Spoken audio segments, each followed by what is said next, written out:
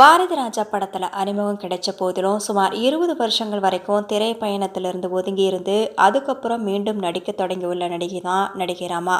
நடிகை ராமா புதுக்கோட்டையை சேர்ந்தவங்க. இவர் அரசு வேலையில் இருந்த நிலையில தான் அவருக்கு திடீர்னு பாரதி ராஜாவோட எண்ணுயிர் தோழன்கிற திரைப்படத்தில் நடிக்க வாய்ப்பு கிடைச்சது.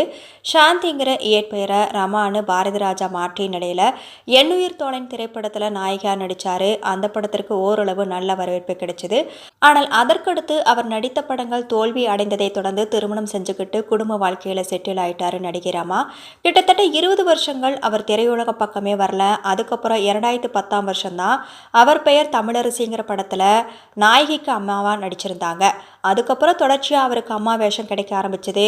விஜய் நடித்த கத்தி திரைப்படத்துல விஜயின் அம்மாவாக நடிச்சாங்க. அதுக்கப்புறம் விஜய் சேதுபதி நடித்த புறம்போக்கு என்கிற பொதுவுடைமைங்கிற திரைப்படத்துல விஜய் சேதுபதியின் அம்மாவா நடிச்சாங்க. இதனையடுத்து சூப்பர் ஸ்டார் ரஜினிகாந்த் நடித்த கபாலி திரைப்படத்துல ஒரு முக்கிய கேரக்டர்லையும் நடிகை ரமா நடிச்சிருந்தாங்க.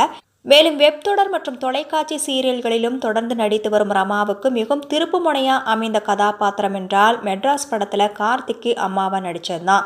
அந்த படத்தின் முன்னணி நடிகர்களுக்கு டஃப் கொடுக்கிற அளவுக்கு தன்னுடைய நடிப்பு திறமையை ரமா வெளிப்படுத்தியிருந்தாரு. இதன் மூலம் தொடர்ந்து பல அசாத்திய கதாபாத்திரங்களும் வர ஆரம்பிச்சது.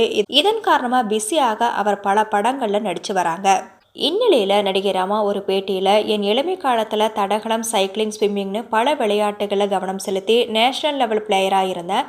எதிர்காலத்தில் விளையாட்டுத்துறையில் தான் இருப்பேன்னு நினச்சேன். ஆனால் எதிர்பாராத விதமாக நடிக்க வந்துட்டேன்.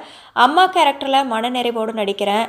மெட்ராஸ் படத்தில் நடிக்கிறப்போ என் மகன் கௌதம் ராஜேந்தர் வெளிநாட்டில் படிச்சுட்டு இருந்தான். அந்த நேரத்தில் கார்த்தியின் அம்மாவாக நடிக்கிறப்போ என் மகனோடு இருக்கிறது போலவே உணர்ந்தேன். எங்கள் 2 பேர்த்துக்கும் சில வயது தான் வித்தியாசம். ஆனாலும் எப்போதுமே கார்த்தி என் மகன் போலத்தான் நடிக்கிறதால தற்போது விளையாட்டில் கவனம் செலுத்த நேரமில்லை. அவ்வப்போது ஸ்விம்மிங் மற்றும் செட்டில்காக் பயிற்சிகளை எடுக்கிறேன். குடும்பம், சினிமா தவிர எதிலும் கவனம் செலுத்துறதில்ல.